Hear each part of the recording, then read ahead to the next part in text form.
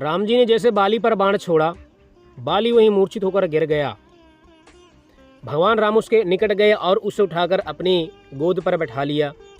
बाली से कहते हैं राम जी कि हे बाली, मृत्यु तुम्हारे निकट खड़ी है, सो मेरे से कुछ वरदान मांग लो। नहीं, ये प्रजा कहेगी, ये समाज कहेगा कि बाली जाते जाते कुछ वरदान नहीं मांगा, राम ने उसे कुछ वरदान नहीं दिया। बाली कहता है हे भगवान, मेरे पास तो सब कुछ है, सब कुछ था, अब चला गया, लेकिन मैं आपसे 2 वरदान मांगता हूँ। राम जी कहते हैं सो मांगो। बाली कहता है हे भगवान, इस जन्म में तो मैं आपका भक्त नहीं बन सका, मैं अपनी अज्ञानता मूर्खता के कारण मारा गया। सो अगले जन्म में जब मेरा जन्म हो तो आपकी भक्ति मुझे प्रदान हो।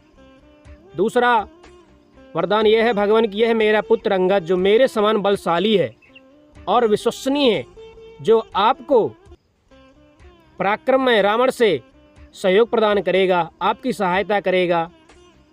और मैं इसे आज्ञा भी दे रहा हूँ पुत्र अंगद को कि यह आपके आज्ञा का ही पालन करेगा।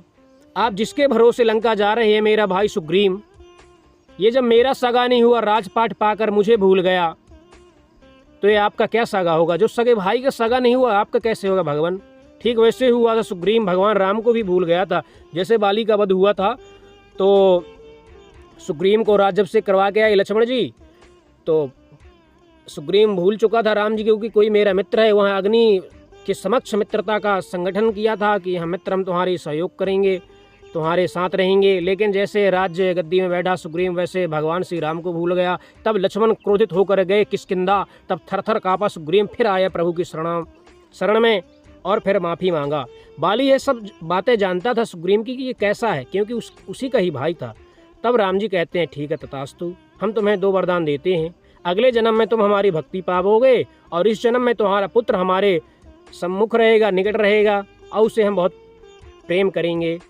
बाली यह सब सुनकर परम धाम को चला गया। जय श्री राम।